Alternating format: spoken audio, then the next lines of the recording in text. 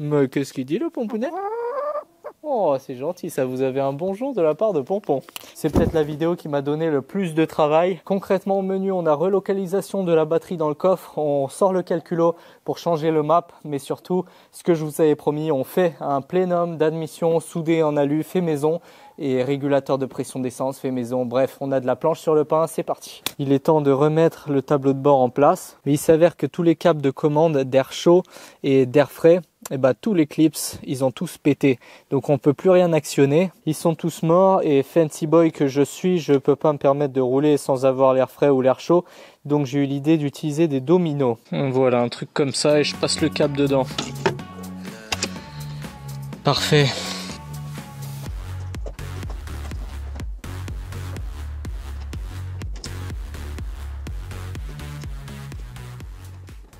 Le seul truc qui me rend super triste, je sais pas quoi faire, c'est que j'ai perdu l'aiguille de la vitesse. J'ai toujours les RPM parce que c'est relié à mon calculateur. Mais là, tu vois, il y a ici, c'est un trou pour mettre le câble qui va sur la boîte de vitesse. Parce que tu sais, les anciennes boîtes de vitesse, c'était une transmission à câble pour l'info. Et du coup, moi, j'ai changé avec une boîte de vitesse plus moderne et elle a un capteur VSS, donc un capteur Hall. Et du coup, j'aurai plus mes kilomètres heure.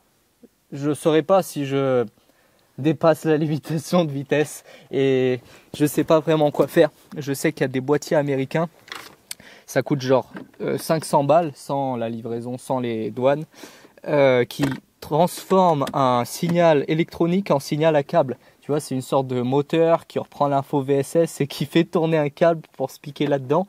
Alors déjà, je tiens à dire que c'est de la grosse merde, c'est pas fiable. Et en plus, je vais pas mettre 1000 balles là-dedans, tu vois.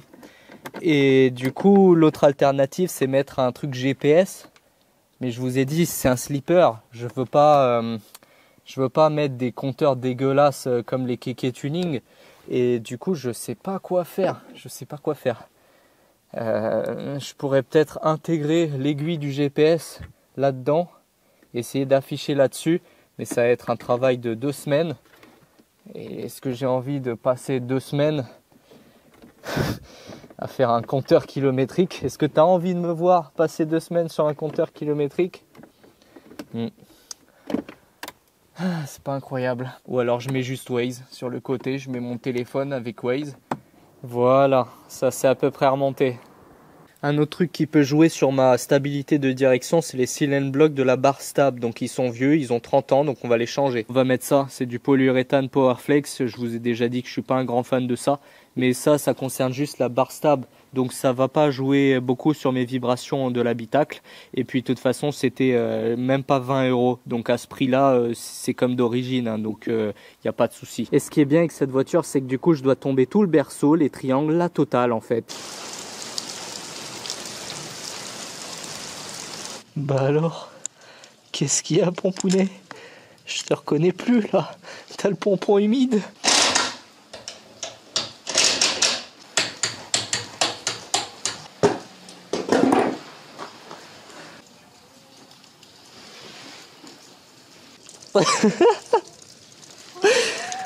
L'étape d'après, c'est de délocaliser la batterie dans le coffre, vu qu'il n'y a plus la place dans la baie.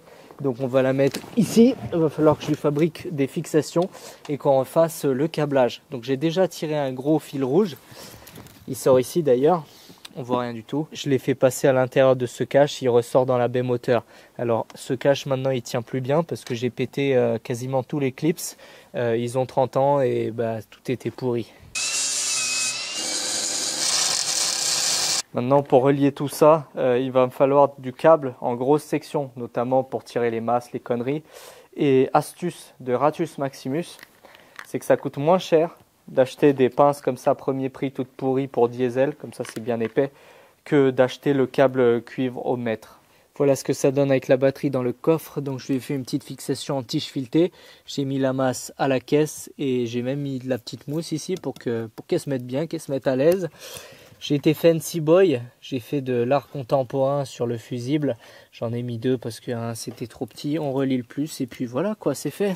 Avant de continuer, je tenais à remercier Carly de sponsoriser cette vidéo. Carly, c'est un boîtier OBD2 qui te permet de comprendre les codes d'erreur de ton véhicule ou plus généralement diagnostiquer ou personnaliser ton véhicule toi-même. Exemple, cette Clio 4 appartenant à mademoiselle est en vente car elle a un véhicule de fonction. Avant de repasser le CT pour la vente, j'ai pas envie d'y aller pour rien, donc on va l'analyser. Port OBD ici, application mobile là. Ça y est, on est dans la matrice. Voilà, on a plusieurs outils, diagnostic, suivi d'entretien pour vous aider dans le suivi et la pratique des entretiens réguliers et même les données en live de la voiture. Premièrement, diagnostic, on lance le scan, afficher les résultats. Oula. Bon, toutes les erreurs apparaissent ici avec des détails. Tu peux aller dans Smart Mécanique et tu as toutes les infos sur ton problème. Donc c'est plus du charabia. Par contre, faites pas comme moi, mettez le contact avant de lancer un scan parce que du coup il dit qu'il y a des erreurs partout. Voilà, en fait, pas de panique, il n'y a rien, c'est plutôt des informations. Pour enlever les petits soucis, les petits bugs, tu cliques sur résoudre et voilà. Juste ici, tu peux observer l'état de ta batterie, désactiver parfois le start and stop ou des choses comme ça et optimiser sa durée de vie. Une autre possibilité super intéressante, c'est le codage, c'est-à-dire que toi-même, tu peux trafiquer des options qui sont parfois payantes chez le constructeur, comme par exemple, je sais pas, des feux plus stylés, des effets sur les clignotants, sur le tableau de bord, clapet d'échappement, etc. Par contre, attention, c'est valable que sur le groupe BMW et le groupe VAG avec Audi, Volkswagen, tout ça. Mais tu peux aussi vérifier le kilométrage de ton véhicule qui soit pas trafiqué. Et sinon, globalement, il y a tout plein d'outils, j'ai pas tout cité, pour t'aider à gérer les pannes chiantes de ton véhicule moderne plein d'électronique. Mais attention, la licence Carly est un abonnement annuel, mais vous avez moins 15% avec mon code promo UMK en description. Donc tu vois, à l'origine, il y avait la batterie qui était là et tous les câbles, les excitations, les plus, les moins, le démarreur, etc. Tout partait d'ici. Et maintenant, ça, faut qu'on vire. Et parce que la masse de la voiture, bah, c'est la voiture en fait. Donc là, j'ai fait un filetage, un perçage et toutes les masses vont partir de là. Le plus, donc je l'ai branché déjà sur le démarreur là-bas qui vient directement à la batterie et tous les plus vont être tirés de cette zone là-bas où il y a la puissance. Donc voilà, faut faire du faisceau. Je vous retrouve dans une demi-journée. Plot twist, j'ai dit que je vous retrouverai dans une demi-journée. Finalement, on est 2 jours plus tard. Pompon est devenu adulte depuis. J'ai totalement craqué mon slip et j'ai décidé que j'allais quasiment tout refaire en vachement plus propre que ce qu'il y avait d'origine avec des protections et tout ça. Alors, petit room tour de ce qui s'est passé en 2 jours. Alors, tout d'abord ici, aïe, je me suis pris un truc dans le cul. J'ai mis ici un bouclier thermique, tu vois, pour protéger l'alternateur qui était en train de cuire précédemment. Et j'ai câblé l'alternateur, tu vois, avec le fil qui passe là. J'ai fait même des petites fixations trop sexy là comme ça tout au long du moteur. Donc j'ai envoyé ça derrière et tous les plus se rejoignent ici sur le démarreur. Là-bas, je sais pas si tu vois au fond en bas, c'est le VSS que j'ai câblé. En fait, ça me servira pour le boost by gear, pour savoir dans quel rapport de vitesse je suis, pour savoir combien de boost mettre avec l'électrovanne de pilotage de boost. Et je lui ai tiré du câble blindé, tu vois, parce que bah, ça évite les interférences, comme ça on a un signal un peu plus pur. J'ai mis des capotes thermiques sur toutes les zones qui avaient un petit peu trop chaud aux fesses, tu vois, qui passaient trop près de l'échappement. Donc c'est une sorte de tresse céramique enveloppée de silicone, donc ça protège bien la température. J'en ai mis sur toutes les zones qui craignaient un peu, qui passaient trop près de l'échappement ou de turbo. J'ai mis mes bobines, j'ai tiré les masses, alors toutes les masses se rejoignent ici. Le gros plus général, enfin qui part dans l'habitacle, j'ai relié comme ça avec évidemment charte du rat oblige, un bout de chambre à air de vélo, voilà, comme ça on évite les courts-circuits, c'est nickel. J'ai câblé l'excitation de l'alternateur, j'ai câblé aussi mon capteur interrupteur de marche arrière. Sur l'ancienne, c'est une prise comme ça, donc j'ai coupé net et puis j'ai ressoudé. C'était bien chiant, mais c'est une étape obligée et je pense qu'à la fin de cette vidéo, cette voiture démarre. Bon, oui, Pompounet, tu me tiens compagnie, hein. Gousi, le Pompounet. Si vous avez suivi le projet à l'époque où la voiture roulait encore, c'est-à-dire il y a quelques mois, vous vous rappelez que j'avais des gros problèmes de température d'huile. Genre, ça m'indiquait, ça faisait des 360 au scope, l'aiguille elle partait dans les 150 degrés.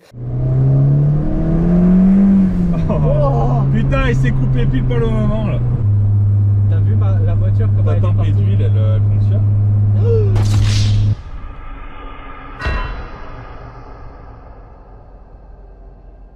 Et depuis, Bah, la caisse, j'ai changé aussi le setup, donc je sais pas si c'est mon setup ou si c'est ce capteur qui racontait de la merde. Pour ce faire, j'ai mis en place un protocole digne des plus grands chercheurs du CNRS. J'ai branché mon afficheur à une batterie, j'ai mis le capteur dans de la flotte que je vais faire chauffer avec un pistolet thermique et on va mettre un thermomètre de cuisine à l'intérieur et on va comparer en fait les valeurs qui sont indiquées par ce thermomètre qui est bon, qui a été vérifié, et cet afficheur AliExpress à 2 €. Alors on branche ça. 120 degrés, mais comment ça monsieur? Non, là déjà il y a un problème. Ok, tout va bien, je suis juste un connard et je me suis trompé dans les branchements. J'espère que je ne l'ai pas cramé du coup.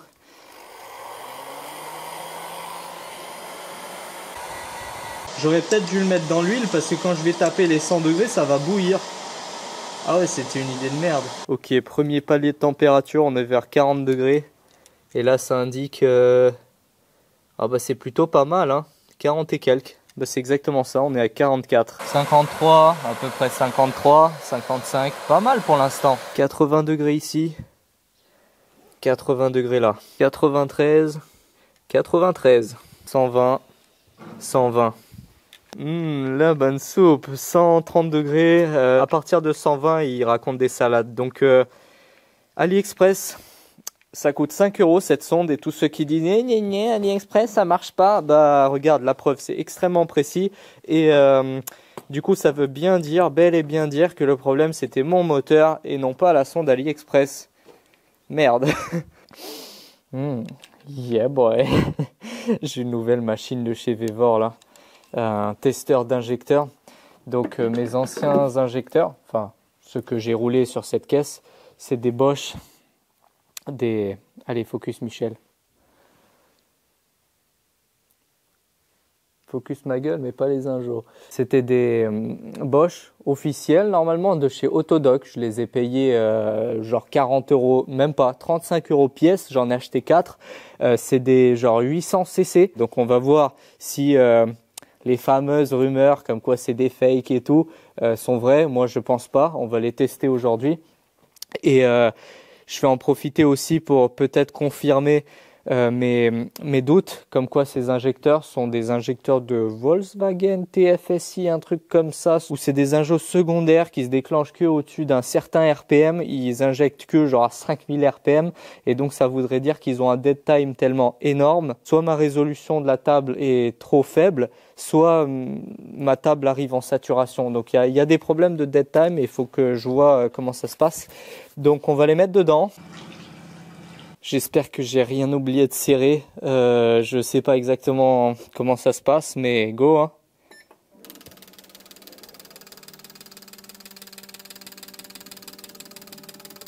Oh, sexy. Waouh. Il y en a celui-là, je crois, je lui ai mis un petit tamis. C'est-à-dire qu'il y a une espèce de passoire avant l'injecteur et du coup potentiellement ça va fausser son flux. Mais c'est normal parce qu'il y a un filtre dedans. Ouais, les autres ils sont parfaitement flow match, tu vois, 10, 10. Oh, celui-là aussi, en vrai ça va. Hein. Si je change de programme, je fais du high speed test. High speed test, comment ça 3.10, c'est dire quoi ça? Ah, tu peux ajuster ça en temps réel.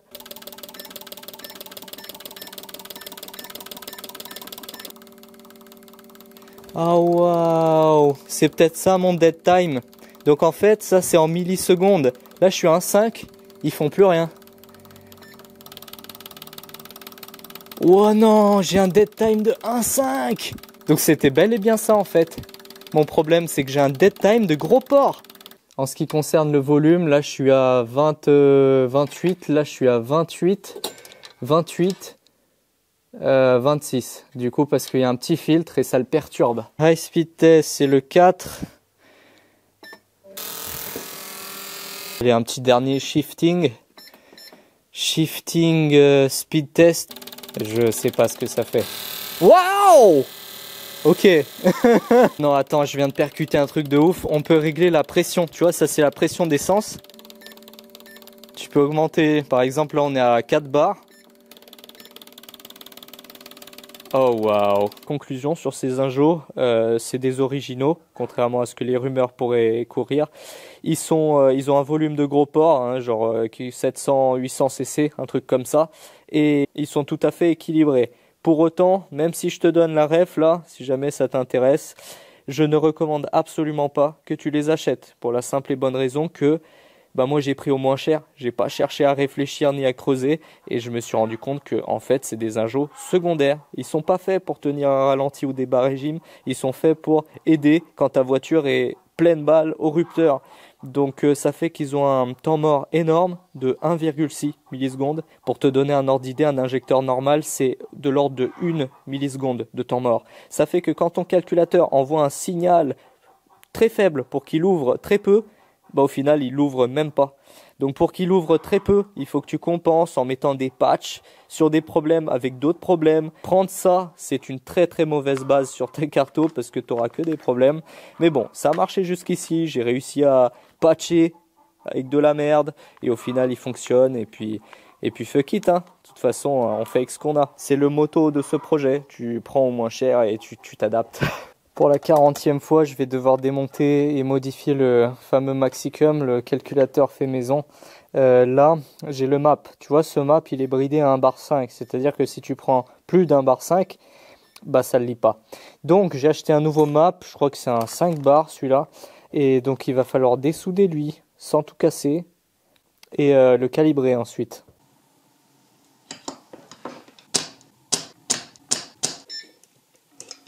Oh oui. J'ai rien cassé. Ça va, tu t'amuses bien? On est là sur la ligne droite du Mosquito là.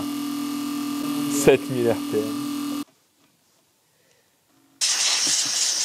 J'ai installé le nouveau capteur map.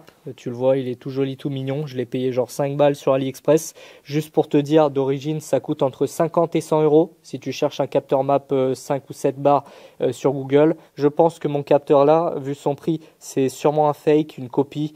Je sais pas s'il marche bien, je sais pas ce qu'il vaut. Donc on va brancher le PC et on va voir ce qu'il dit. Voilà. Alors j'ai branché le câble USB sur le Maxicum avec le nouveau capteur map. Ici dans le menu déroulant, j'ai pris le MPX 5700A et tu vois que mon map là, on est un peu trop bas. 94 kPa, c'est un peu faible et du coup je vais checker la datasheet, mais la courbe là elle est dégueulasse à lire, donc en fait il faut choper la fonction de transfert. Tu vois, il y a la formule Vout vs machin. Après un petit calcul d'inversion vite fait, on a P, la pression à 0 volts, ce qu'il nous faut pour la calibration, qui est égal à moins 31. Bon, donc clairement il y avait de l'incertitude. J'ai branché ce pistolet là que Daddy m'a prêté qui sert à mettre en pression, en dépression le système.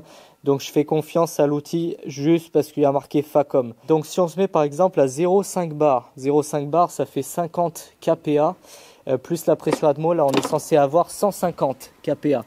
Donc là tu vois 144, c'est pas dégueu. J'ai changé un petit peu les valeurs ici, jouer avec mes valeurs pour que ça converge à peu près vers ce qu'on a réellement. Dernière étape, on prend la jauge de map et ici maximum value, on lui met 400. Exit Designer Mode. Voilà. Je l'ai calibré, j'ai encore changé un peu les valeurs. Et là, 0,5. 149. Parfait. 1 bar, c'est censé faire 200. 198. Parfait. Bref, ça marche. Tiens, tant qu'à faire, vu qu'on parle du circuit d'essence, d'injection et tout ça, faut qu'on corrige encore un problème. Alors ça, tu vois, c'est mon rail d'injection que j'avais fait custom et tout, bref, avec des pièces de la casse et fabriqué maison. Ici, j'avais monté une capsule de Ford Focus qui est donnée en fait pour 380 kPa. Je sais pas si tu vois, mais c'est marqué dessus. Et ça fait 3 bar 8 de pression d'essence. Mais ça, c'est à pression Atmo. Et le problème en turbo, c'est que 3 bar 8 de pression d'essence, c'est énorme. Pourquoi? Parce que ça, là, ça compense ta surale. C'est-à-dire que si tu lui mets un bar, et lui, il est donné pour 3 bar 8, et ben, il va t'envoyer la sauce à 4 bar 8. Tu mets 2 bars, 5 bar 8. Donc tu vas te retrouver avec une pression d'essence tellement monstrueuse dans la rampe que bah, déjà, tu vas défoncer ta pompe à essence, tes câbles, tes injos, ton circuit. C'est ultra risqué de faire ça. Enfin, moi, je la sens pas du tout, tu vois.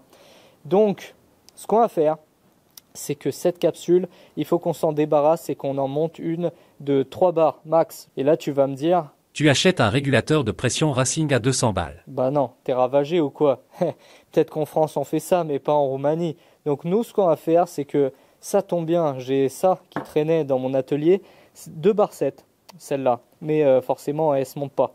Donc, on va utiliser un bloc d'alu et on va fabriquer un régulateur de pression fait maison. Alors tu vois cette capsule, la pression du rail rentre par ici et ressort par là dans le retour de la voiture. Donc il va falloir faire un support où on emmanche cette capsule. Faut pas qu'elle se barre, faut pas qu'elle fuit, qu'elle pisse de partout. L'essence, ça s'infiltre de partout, c'est galère. Petite inspiration musicale de Super Comtesse et c'est parti.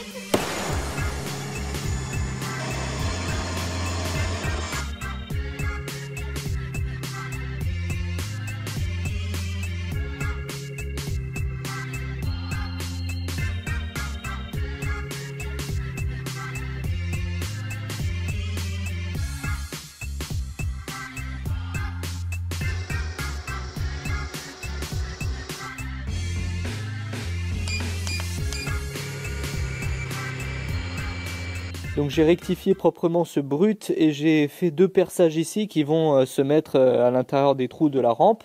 Et maintenant le problème c'est que ça il faut que je le monte dans le tour pour faire ce téton. Donc j'ai pris cette chute là que j'ai percé comme ça. Et donc on va monter ça avec des vis par derrière. Et on va le tenir dans le tour par ici en fait. Super Comtesse Beat, c'est parti.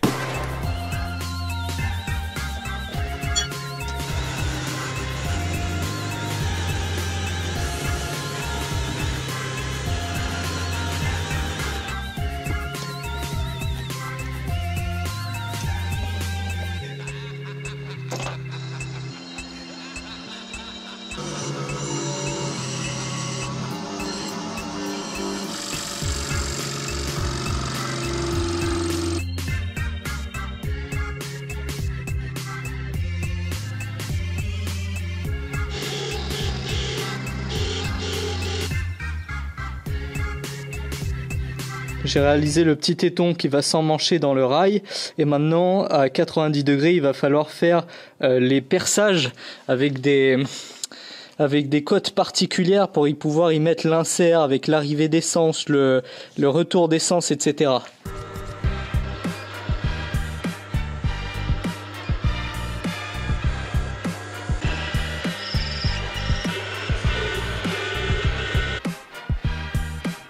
Oh, waouh!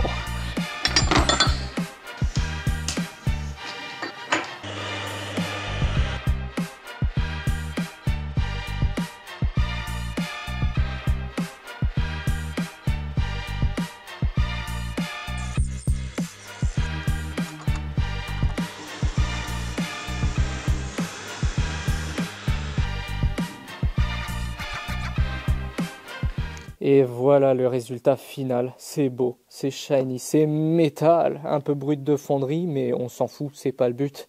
Là, petite capsule, 2 vis latérales pour éviter que ça fasse avec la pression.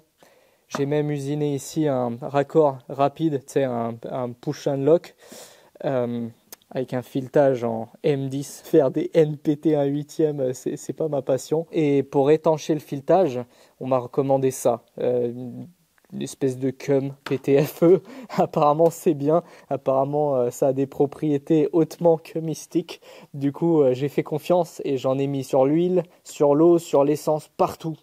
Et si jamais c'est de la merde, bah du coup ma voiture sera une fuite roulante et ça va se monter ici comme ça. Et si jamais avec tous les efforts que j'ai fournis ça fuit ou ça déconne, je rage quitte et j'en michetonne un chez GT2i parce que oui, à présent GT2i est partenaire de la chaîne on va dire et c'est juste turbo stylé parce que c'est genre les boss ou pratiquement les boss en France en tout ce qui concerne pièces performance, préparation moteur, drift, véhicules sportifs en fait.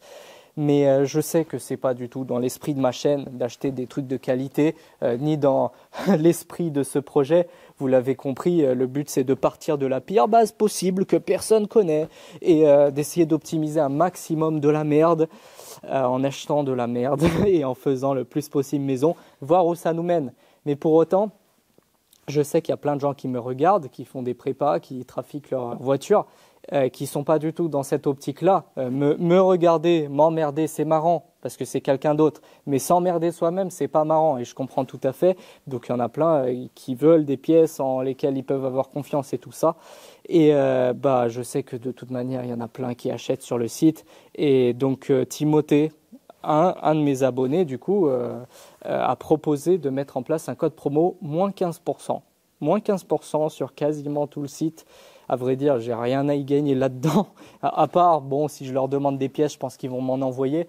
Mais voilà, tu sais, t'imagines faire des réunions, négocier avec le patron, tout ça pour gratter de la commission 3 centimes par vente. Je m'en bats les couilles. Écoute, moi, je suis concentré sur mon projet, il faut que ça avance. Mais si ça peut dépanner des gens, n'hésitez pas. Le lien est en description. Vous faites ce que vous voulez de toute façon. Et ces conneries, tu sais quoi, ça m'a donné faim. Bon, tu commences à me connaître. Ce que je déteste le plus au monde, c'est de me faire pigeonner. Et là, aujourd'hui, là, en cuisine, on va s'attaquer à un énorme pilier de l'arnaque capitaliste. J'ai nommé les repas japonais. Sushi, onigiri, maki, machin truc. Une petite boule de riz Eco Plus, là, avec une petite bandelette de saumon cancéreux. 40 balles pour 2 personnes. Non. Ça, c'est fini et ça s'arrête aujourd'hui. Au menu du Ristorante del Raton, nous avons en entrée salade de choux, soupe miso tofu en entrée pour un petit peu de chaleur, sushi, maki, le plus important, et le tout pour moins de 10 € pour 2 personnes. Première étape, la cuisson du riz à sushi. Alors ça, franchement, c'est l'étape la plus difficile. Tu vas peut-être rigoler, mais tu vas voir que c'est pas si simple. Achète juste ça en épicerie asiatique parce que au supermarché, tu te fais pigeonner. En fait, la cuisson de ce riz va conditionner totalement la qualité de tes sushis. Et le truc, c'est que c'est hyper contre-intuitif parce que ça se cuit pas du tout comme un riz normal. Donc en fait, là, on va le doser avec un verre. Alors, si tu as un gros porc, pour 2 personnes, tu mets 2 verres de riz. Sauf que nous, on est des très gros porcs, donc on va en mettre 4. Très, très, très gros porcs. Lavage de riz, tu mets l'eau à fond, tu secoues fort, fort, fort, fort, fort, fort, fort. T'enlèves toute cette laitance dégueulasse. Ok, là, tu vois, c'est à peu près bon. Ça sera jamais parfait de toute façon. On a mis 4 verres de riz, on met 4,5 verres d'eau.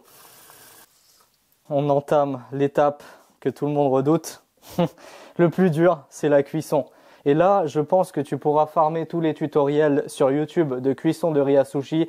Tu pourras appliquer aucun d'entre eux. Ton feu, c'est pas leur feu, c'est pas mon feu non plus. Mon seul secret, c'est pour réussir un riz à sushi, faut que tu le rates. Le feu, tu le mets d'où moi, je le mets à 4-5, à la moitié. Et là est toute la subtilité, tu te tailles et tu l'oublies. Tu fais ta vie, tu t'occupes et là tu te dis « Ah merde, j'ai oublié le riz. Oh putain, fais chier, j'ai encore raté le riz. » Oh non, bon, ça fait genre 30 minutes que l'eau s'est quasiment évaporée.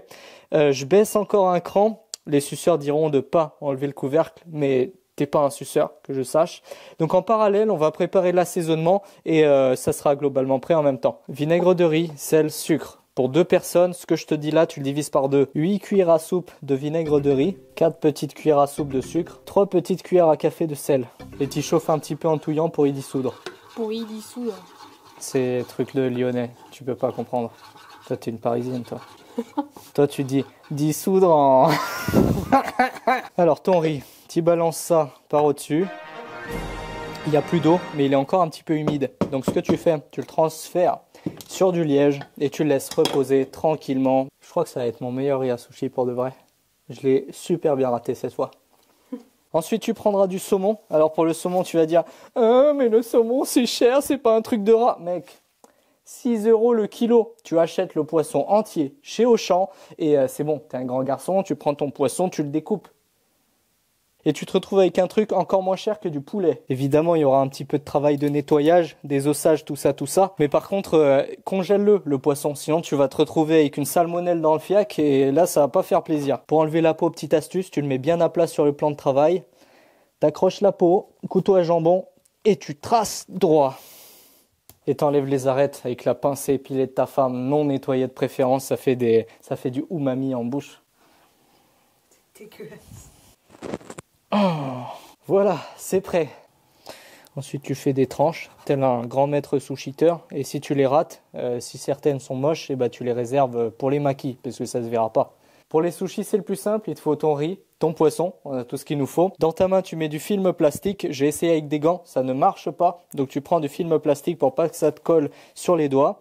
Et là maintenant, ce que tu vas faire, c'est que tu vas choper des petites boules de riz comme ça. Tu tasses ton sushi, mais pas trop. Tu mets pas trop de riz non plus, pour que ton dosage poisson-riz soit pas trop dégueulasse. Donc voilà, ça fait un petit sushi avec du poisson, coupé pas trop fin. Et là encore, il y a trop de riz par rapport au poisson, hein, on est bien d'accord. Astuce pour step up le sushi game, tu mets une petite goutte d'huile de sésame. Et tu fais ça en boucle, c'est long, c'est chiant, mais au moins c'est gratuit. Pour les makis, il faut du riz, du poisson, des algues nori, un demi-concombre, un avocat que tu coupes en bâtonnets. Attention, il y a deux côtés, il faut mettre le riz sur le côté qui est le plus rugueux. Donc là, j'ai posé le riz, pas très dense, ça sert à rien de charger, et laisser une petite bande de 2 cm. On va le charger, hein, on n'est pas au resto. Technique secrète, de l'huile de sésame. On tasse bien, on peut revenir dessus pour peaufiner la forme. Les makis sont prêts, on peut les découper. Et bien sûr, on mange le bout moche. Tadam! Les sushis c'est fait, maintenant incontournable en entrée, salade de choux. Soit tu le râpes, soit tu le fais au couteau. J'ai pas de râpe, alors on le fait au couteau. Pour l'assaisonnement, 2 cuillères à soupe de cheat code, huile de sésame, 3 cuillères à soupe de vinaigre de riz, 1 cuillère à soupe de sucre et 1 cuillère à café de sel. Oui bon, c'est 1 cuillère à soupe, fais pas chier. Touille et tu laisses reposer un petit peu, ça dépend quand tu manges. Et on passe au chaud, la soupe miso. On va commencer par les algues wakame qu'on va faire tremper dans de l'eau chaude.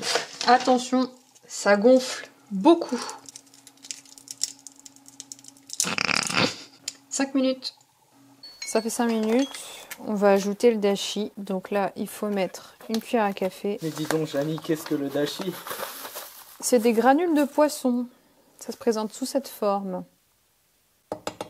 On nourrit les petits fiches. Et on ajoute les algues qu'on vient de faire tremper. Je vous avais dit que ça gonflait. Du coup, t'en as 2 fois trop, c'est ça? Exactement. Et on fait chauffer à ébullition. Ça bouge, je vais baisser un petit peu et laisser frémir pendant environ 10 minutes. Et en parallèle, on va couper le tofu. Il a l'air cancéreux un peu ce tofu là, non?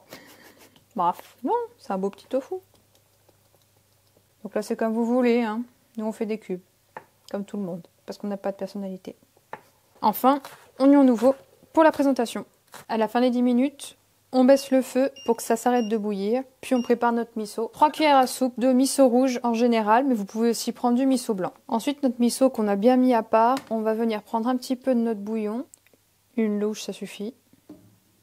Pour l'ajouter au miso. C'est très important de faire ça à part pour éviter que le miso ne boue et qu'il soit trop chaud. Ça pourrait l'altérer. Madame utilise les mots spécifiques. N'est-il point? Oui, monseigneur. Vous pouvez ajouter le miso au bouillon. Et c'est prêt. Attention, surtout, faire attention que ça ne boue plus.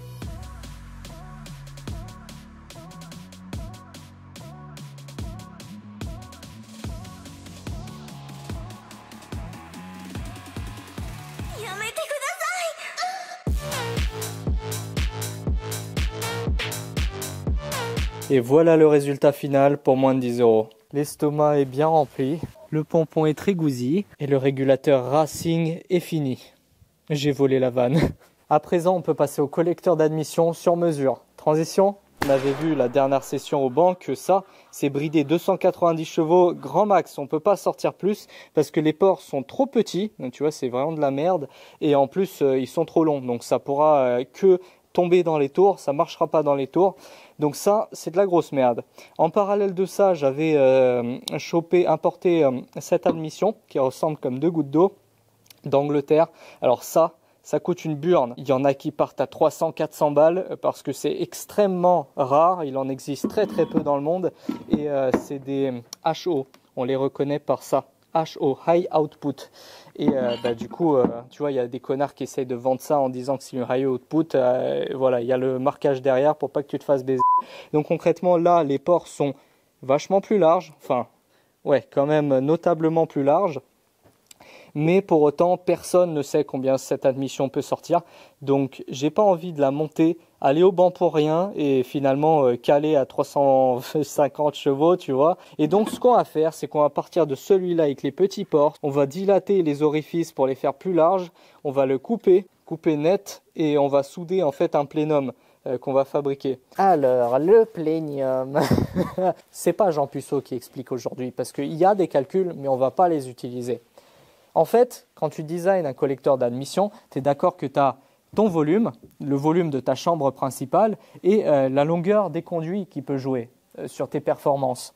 Et ce qui se passe, c'est que oui, en effet, il existe des calculs de formules de résonance de Helmholtz ou je sais pas quoi qui permettent de déterminer ta fréquence de rebond parce que l'air, quand il arrive ici, il a de la vélocité quand la soupape est ouverte. Quand la soupape se ferme, mais quand ta soupape elle va se fermer, ton air qui aura de la vitesse, il va rebondir sur la soupape, il va repartir en arrière. Puis ici, il va rebondir sur l'espèce de coussin d'air que forme ce gros volume. Et donc en fait, il y aura une sorte de résonance. Et si tu la calcules bien, ton flux il va rebondir pile quand ta soupape va s'ouvrir et ça va améliorer ton remplissage. Mais c'est un peu de la branlette, cette formule, même quand tu l'appliques, ça te donne de la merde. La théorie et la réalité sont deux mondes différents. Il y a beaucoup plus de paramètres à considérer. Tout ce qu'il faut savoir, c'est que quand tu as un petit volume ici et un conduit qui est long, c'est ce que tu as sur ta Clio, ton Scénic. Très cher Jean-Bernard, quand tu emmènes avec ton Scénic ton enfant pour le poser à l'école, ton Scénic il marche globalement entre 2000 et 3000 tours. Ça a du couple à bas régime et après il étouffe si tu montes dans les tours. Nous, ce qu'on veut, c'est un volume ici plus gros et des conduits plus courts. Comme ça marche mieux dans les tours. Mais il ne faut pas abuser parce qu'en fait, ça, c'est ce qu'on retrouve sur les... véhicules de drag race qui ont un gros plénum, des conduits courts, mais ça marche que entre 6000 et 8000 tours. Nous, on va essayer de mixer un peu les deux mondes et on va prendre des conduits d'environ 17 cm. Pourquoi? Parce que j'ai fait ça au pif, j'en ai aucune idée comment ça va marcher. Et le volume là, la règle pifométrique des tuneurs anonymes dit qu'il faut faire à peu près 1,5 fois le volume de ton moteur. Ensuite, deuxième chose très importante qu'il y a à savoir, quand tu as un collecteur comme ça en général pour la course, tu as une entrée latérale et tu te doutes bien que les cylindres, les deux premiers, ils auront beaucoup plus facilement de l'air que les deux derniers. Donc en fait, ceux-là, ils vont être plus pauvres et ceux-là, ils vont être plus riches. Le boost, c'est la réponse à tous les problèmes. C'est-à-dire que quand tu as du boost, tout est pressurisé et l'air, il arrive quand même.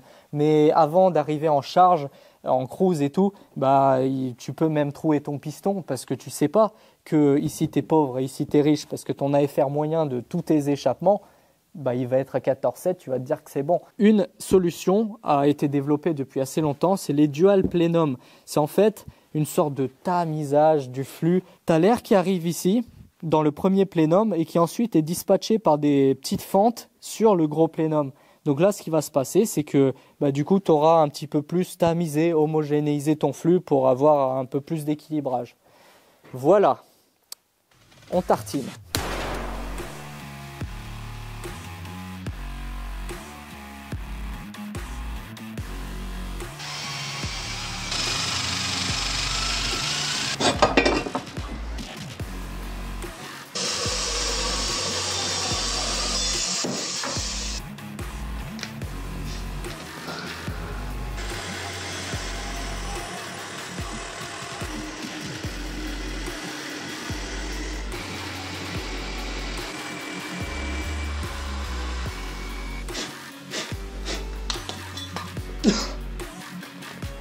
Bon, j'ai tout surfacé à plat, tout beau, tout shiny, tout magnifique, mais il y a un problème beaucoup plus grave que l'état de surface, c'est la taille des conduits. Ces conduits-là sont censés sortir 80 chevaux, non pas 400, 42 par 22, c'est ridicule, on n'est pas sorti de la verge. Donc ce qu'on va faire, c'est qu'on va prendre ça, on va le remettre dans la fraiseuse, et avec une fraise longue, on va faire du porting. Ça tombe bien, j'en ai. Merci infiniment. Encore une fois, Monsieur Rob et son père qui avait un atelier d'usinage et la plupart des outils anciens que vous voyez ici. Ça vient de chez eux et un jour, il faudrait que je les installe. Mais ouais, ça aussi. Et merci aussi aux abonnés qui me fournissent des fois des colis surprises avec des plaquettes, des consommables, des petits outils d'usinage. Parce que tous les états de surface que j'arrive à faire aujourd'hui, par exemple pour le régulateur de pression, il me faut des trucs impeccables, tu vois, avec des bonnes tolérances. Et c'est grâce à ces outils en fait. Yeah boy, petit bridage à plat à l'ancienne. Et là on rentre et on fait des passes en mode CNC manuel. Et ouais, je sais pas ce que ça a donné. La fraise est vachement sortie, donc je pense qu'elle va fléchir. On peut pas prendre tout ça d'un coup. Donc ouais, progressif. C'est parti. Pour te donner un ordre d'idée de la quantité de matière que je dois enlever, c'est balèze. Tu vois le rebord au fond. T'imagines qu'à la Dremel à la main, ça m'aurait pris 3 ans et demi. Bon, plot twist. Tu vois, ces conduits extérieurs, ils sont parfaitement perpendiculaires à la face, mais ceux-là, là, du milieu, eh ben, ils sont inclinés de 6 degrés, tu vois. J'ai foutu des cales sous les brides. Comme ça, on aligne un peu.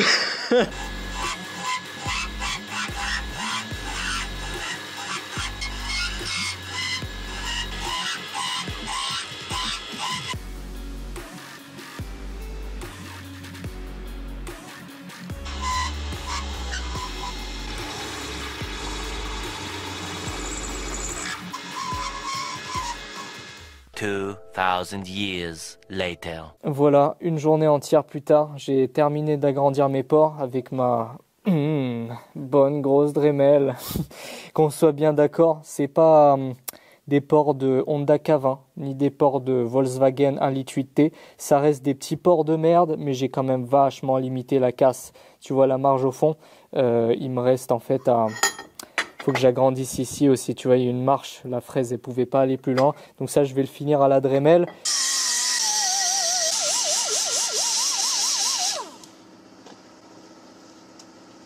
One eternity later. Tu peux m'appeler Daddy Big Port, Very Big Port. Bon écoute, on monte ça sur la voiture, on essaye de positionner le papillon et puis j'espère que ça va sortir des chevaux. Perso, quand je vois ça, je suis toujours fasciné par la capacité des poulets à bouffer des cailloux. C'est incroyable. Miam, miam. Par contre, vu qu'on refabrique le collecteur, on va avoir un petit souci, un petit gros souci, c'est la vanne de ralenti. Tu vois, sur mon ancienne typologie de collecteur, elle était là avec des passages internes qui prenaient le ralenti ici, qui distribuaient de l'air à l'intérieur. Et là, vous allez me dire, mais fais comme tout le monde, enlève ta vanne de ralenti, c'est bon, on s'en fout, c'est une prépa. Tu sais, depuis la mondialisation, le libre-échange, les Roumains sont devenus des gens civilisés. Et les gens civilisés utilisent des vannes de ralenti. En fait, à quoi ça sert? Quand tu as un organe électrique qui déclenche d'un coup sur ton moteur, par exemple, tu as un feu rouge, tu as les ventilos de chauffage qui tapent, ou tu as la direction assistée, ou tu mets les pleins phares, j'en sais rien. Tu as un truc qui pompe sur l'alternateur, et d'un coup, l'alternateur, il va pomper sur le moteur. Et ton moteur, eh ben, il va faire bleu, bleu, bleu, et il va caler peut-être comme une merde, parce que il ne sera pas fait pour encaisser cette charge. Et c'est à ça que sert la vanne, c'est qu'elle va compenser dès qu'il y a une charge supplémentaire, cette vanne elle rapporte plus d'air au moteur pour compenser, garder un ralenti stable. La solution, si tu veux pas mettre de vanne, c'est forcément tu mets un ralenti ultra élevé, genre à froid tu mets 2000 tours le ralenti et à chaud t'attends que ta voiture chauffe pour ensuite retomber à 1500 tours et ouais, ça galère au démarrage. Bref, il y a plein de soucis. J'ai pas envie de m'emmerder. Je veux un truc aussi bien que d'origine. Donc, il nous faut un truc de ralenti. Et il existe un seul papillon. Il existe un papillon qui possède une vanne de ralenti intégrée. Comme ça, je le monte et c'est fini. Par contre, ce papillon, c'est celui de Ford Cosworth. Aïe. Dis donc, monsieur Damien, il pue la merde, ton papillon, là. Il est moche. Ça va pas, je le garde celui-là, il est neuf. Regarde. Il shine pas, il est pas beau. Il est neuf, je vais le garder. Il est dilaté, là, il a des orifices bizarres. T'as pas besoin. Je vais le garder quand même un petit peu, c'est introuvable ça. Papillon de Cosworth que j'ai emprunté de façon définitive. Comme disait Daddy, ça coûte 300 balles ce genre de truc. Donc ouais, ça me fait chier de... Enfin bon, c'était gratuit. Hein. Il y a la vanne de ralenti qui est intégrée dessus. Donc ça simplifie vachement le montage. Et donc, problème, ça change carrément mon plan. Parce qu'à la base, moi, je voulais faire une entrée latérale. Ça, ici, une admission comme ça, comme sur les Honda Civic qui part dans le plénum et tout ça. Sauf que... bah, c'est impossible en fait, parce que là j'ai le maître cylindre de frein et moi je dois le mettre plus bas, donc c'est impossible. La seule possibilité c'est que je le monte comme ça. Bah non, parce que du coup il y a la vanne de ralenti qui dépasse le capot. Comme ça, bah non, je suis trop près des conduits, il faut que je lui mette... Je suis dans la merde en fait.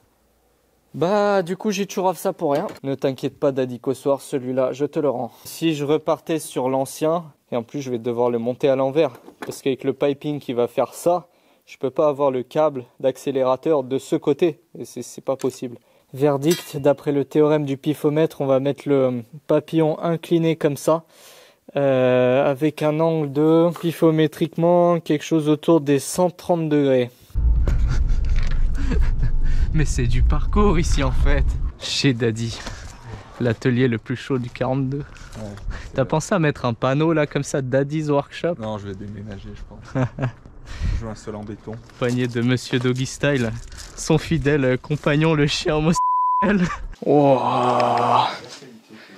magnifique, j'espère que ça a plié du 3 ça. L'atelier du 42 est quelque peu décevant.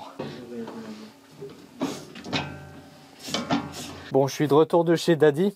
Comment dire que c'est un échec, hein. J'ai tenté de plier ça avec sa plieuse. Il m'avait dit t'inquiète, j'ai une bonne plieuse, mais en fait elle était pétée en deux. Donc j'ai rien pu faire. Ouais, c'est de la merde. Ce bout de tôle, on va l'utiliser pour d'autres projets. Et cette fois, on va en recommencer une avec des valeurs sûres, des méthodes à l'ancienne.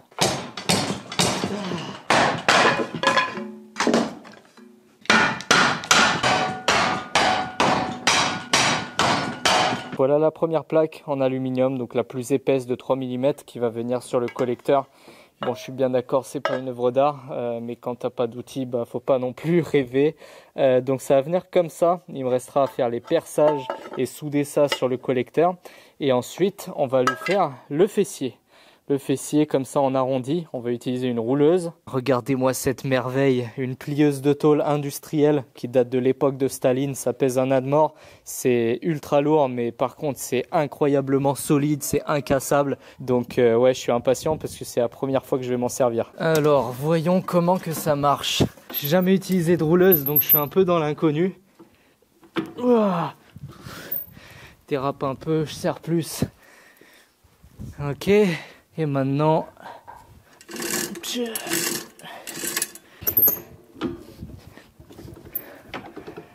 ok. Eh ben ça m'a l'air pas mal. Monsieur Rob, je suis sûr que tu regardes cette vidéo. Je sais pas ce que je ferais sans toi.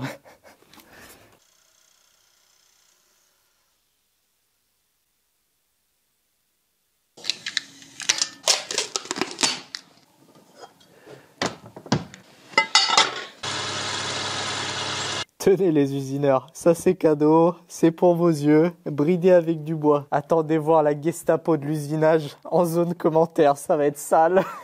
Bon, c'est bien gentil tout ça, mais on a toujours le souci du papillon et de la vanne de ralenti. Parce qu'à la base, oui, je voulais monter celui de Cosworth. C'est vachement sexy de monter un papillon plus cher que la voiture. Mais on a vu qu'avec cet énorme chibrax, ça tape dans le capot et je ne peux pas le mettre ni à l'endroit ni à l'envers. Donc je vais le rendre à Daddy. On va rester sur le papillon d'origine. Enfin, d'origine, tu m'as compris, d'origine de Ford Clio RS. MK1, 2 litres, un truc comme ça. Donc plan B, il va bien falloir trouver une solution pour monter la vanne de ralenti quelque part. Et pour ça... Oh bah dis donc, ça tombe bien, j'ai trouvé un brut, pile de la bonne taille, dans lequel je vais pouvoir musiner un petit parallélépipède, comme ça, avec un gros perçage au milieu pour faire passer le trou, l'air, et monter ça sur le côté. Mais c'est pas si simple, parce que tu te doutes bien que cette pièce-là, je peux pas la dilater dans mon petit tour de merde, c'est beaucoup trop gros. Backup Madame Charlotte. Et backup Monsieur Rob avec ce magnifique plateau tournant. On va monter la pièce ici et on va dilater le centre. Elle date de l'époque à Staline, mais écoute, je la restaurerai une autre fois. J'ai la flemme.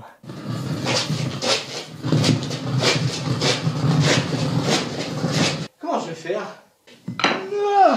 Oh putain, mais comment un truc aussi petit peut être aussi lourd? Oh ouais, oh il est bien grippé. Oh j'aime ça. Voilà, là on est prêt. J'ai pris quelques côtes de mon papillon à l'arrache là comme ça. Et je tiens définitivement à dire que je déteste le fraisage manuel. C'est vraiment un métier qui est ingrat, où tu passes une journée à faire des réglages pour passer 15 minutes à usiner. J'ai l'impression de voir ma vie défiler. Pour t'expliquer, en gros, j'ai centré le plateau au niveau de la broche, comme ça quand tu tournes le plateau, ça tourne parfaitement centré par rapport à la broche. Et ensuite, j'ai centré la pièce sur le plateau. Ça a l'air con dit comme ça, mais ça m'a pris 2 heures. Donc maintenant, ça tourne à peu près rond. J'ai trouvé le centre et tout ça. Et maintenant, on décale de 6 par là, de 28 par là. On met une fraise et on tourne.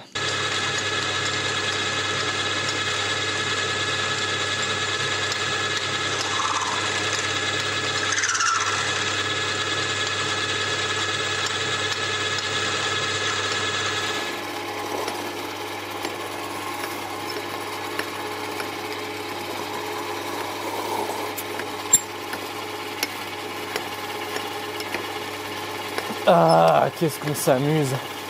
Many months later.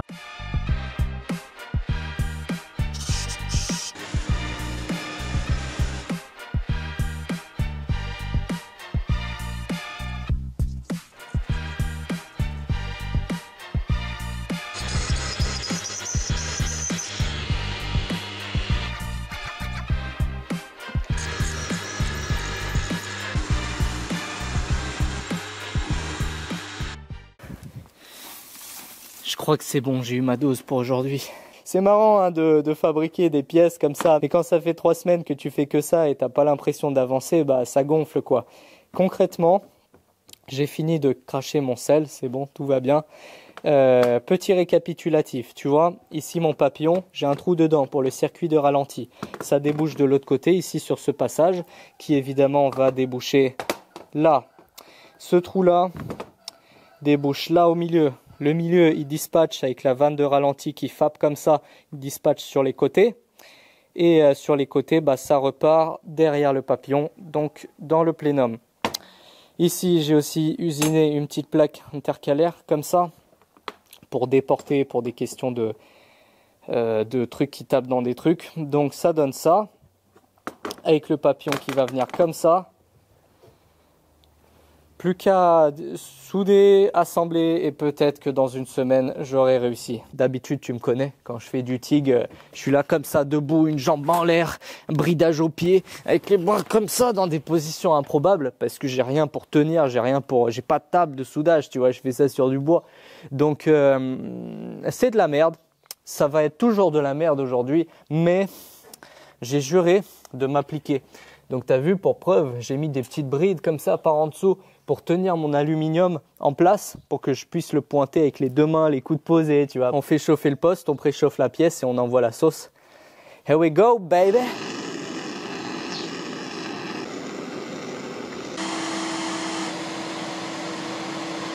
Normalement, pour la fonderie, il faut mettre du ALSI quelque chose. Moi, je vais mettre du ALSI 12. Je suis complètement débile, tu vois, parce que je vais mettre du magnésium sur du potentiellement silicium.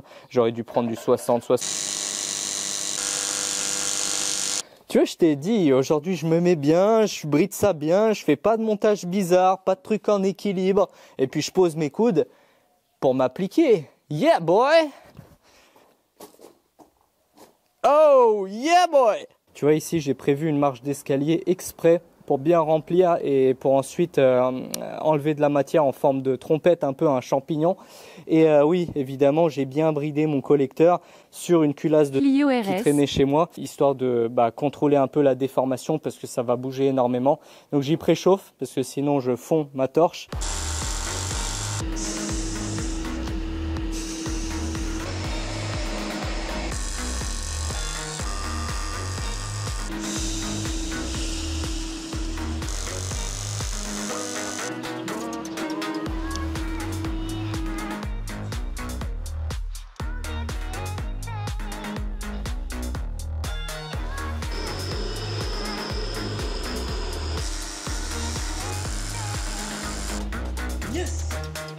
Oh yeah boy!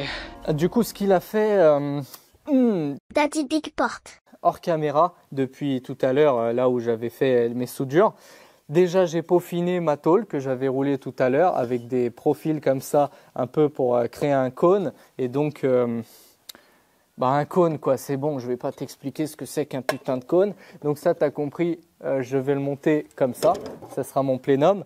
Et le bonus, c'est cet aileron-là, cette espèce de plaque que j'ai roulée, un peu en profil d'aile d'avion, qui va, comme je vous ai expliqué au tableau, théoriquement, comme tout ce que je fais dans ma vie, ça n'a aucune garantie de bien fonctionner ou fonctionner tout court. C'est purement expérimental et seul le banc nous le dira. En tout cas, j'ai tenté en fait de faire un dual plénum à ma sauce, tu vois. Ça, en fait, on va le mettre ici. Tu vois, ça va créer deux sortes de chambres comme ça. Et donc, théoriquement, l'air, il va venir, il va se faire un petit peu restreindre et il va forcer sa répartition plus sur les côtés aussi. Donc, comme ça, je ne vais pas simplement envoyer la sauce dans mes cylindres du milieu, mais l'air il va s'étendre là avant de rentrer de façon plus homogène dans mes pores. C'est théorique, c'est de la branlette, j'en sais rien, on essaye.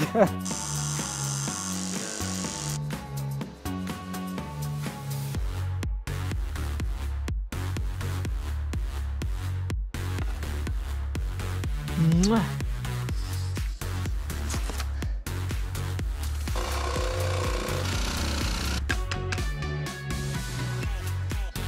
Oh, cousi.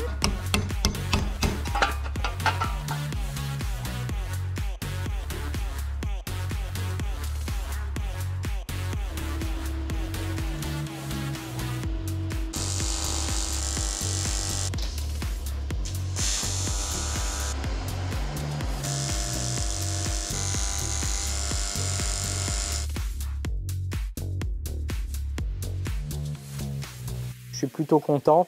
J'espère simplement qu'il n'y a pas de micro-porosité, des petits trous, des fuites. Et j'espère aussi que ça ne va pas fissurer avec les vibrations, le boost à ce niveau-là, au raccord. Parce que j'étais trop gourmand à la Dremel, j'ai dilaté trop fort et je me suis approché à genre 1 mm de dehors, quoi. Donc ouais, c'est méga chaud. Après tout, c'est une expérience. J'espère que ça tiendra. Et dernière chose, oui, ces petits perçages là que j'ai fait là. Et là, c'est mes pores pour les dépressions. Donc à l'envers de la plaque, j'ai soudé des petites platines épaisses pour avoir de quoi mordre au filetage. Et ensuite, j'ai refermé. Pour une fois, j'ai pas été trop con et j'y ai pensé. Par contre, j'ai été méga con pour un autre truc. Je me suis cramé le pif. Demande pas comment c'est arrivé, mais mon pif étant long et proéminent, il a fini en contact avec l'aluminium brûlant. Et voilà, une fraction de seconde, je me suis cramé le pif, ça casse les couilles. Quand tout est monté, ça fait vachement plaisir. C'est poétique de voir toutes ces belles pièces shiny, billettes taillées masse à la main là, qui s'assemblent ensemble en faisant un truc ultra compact. Ultra compact, il y a tout qui passe à 2 mm, c'est chaud. Je vais mettre le capot juste pour rire. Avec le capot dessus, c'est extrêmement short, ça passe vraiment au chausse-pied. Je me suis encore emballé naïvement en début de vidéo et j'ai dit que peut-être que là, à la fin, ça démarrera. On est à la fin, ça démarre pas parce qu'en fait, tous mes circuits d'eau, huile, DA et tout est encore ouvert. Et il y a des choses qui impliquent des choses. Par exemple, la DA, pour fermer le circuit, je dois mettre un radiateur que je dois modifier, un radiateur de BMW, je vais monter un truc comme ça. Et avant de monter ça, je dois monter le radiateur d'eau. Et avant de monter le radiateur d'eau, je dois voir l'encombrement et tirer les durites de turbo, fabriquer des banjos ici. Et même le calculo. Pour la 40 millionième fois, je dois l'ouvrir et faire une petite modif pour y intégrer une petite dinguerie. Dites bonjour au micro cum check fait maison. Dans un prochain épisode, je vais zigouiller le tableau de bord, enlever l'aiguille et découper un petit carré pour y intégrer l'écran en mode sneaky comme ça. Et là-dessus, je vais afficher la vitesse du véhicule. Et avec ce bouton, peut-être que je vais le réallouer pour afficher AFR, boost, etc. Une chose est sûre, c'est que la voiture sera terminée, remontée, cartographiée, passée au banc avant le Mosquito. Parce que oui, cette année, ça va être mon premier Mosquito. Et je pense sincèrement que cette édition, cette année, ça va être le plus gros Mosquito ever. parce qu'il y a tout un paquet de créateurs qui commencent à avoir fini leur voiture, leur projet et qui veulent les tester sur piste. Il y aura un paquet de monde, il y aura EMS Motorsport, il y aura Super Contest, il y aura Petite Sportive avec le C15 Turbo, il y aura Gigi Touch, il y aura, j'en passe des tonnes. Ça va être un énorme festival du tuning. Je sais que je vais me faire ouvrir en deux par toutes les Golf, Swap 1.8T ou VR6 que j'ai chauffé depuis le début de ce projet. Mais c'est ça qui est fun, c'est ça qui est fun. Il n'y aura pas de vraie compétitivité. Les gens, ils vont là-bas juste pour teaser, faire la course et s'amuser pour une passion commune, tu vois. Et des événements à l'américaine comme ça, il y en a. Inscrivez-vous pour les pilotes, pour les spectateurs, c'est open bar. Tu y vas, tu payes 10 balles et tu y es. Tu vois, t'as pas besoin de pré-inscription, je sais pas quoi, place illimitée. Et comme souvent, je remercie mon fournisseur de métal, Acier Détail Découpe, qui m'a fourni les tôles pour aujourd'hui. Et les brutes d'usinage, ils m'ont fait un colis Kinder Surprise avec toutes les chutes de leur poubelle. D'ailleurs, je remercie aussi Carly de financer mon loyer et mon matériel et toutes les marques qui font vivre la chaîne YouTube. Donc voilà, il y a souvent des liens en description avec des codes promo si jamais un jour vous avez un besoin. Ils sont là. Sur ce, on se retrouve très bientôt dans 2 semaines, très exactement. Et je vous dis ciao!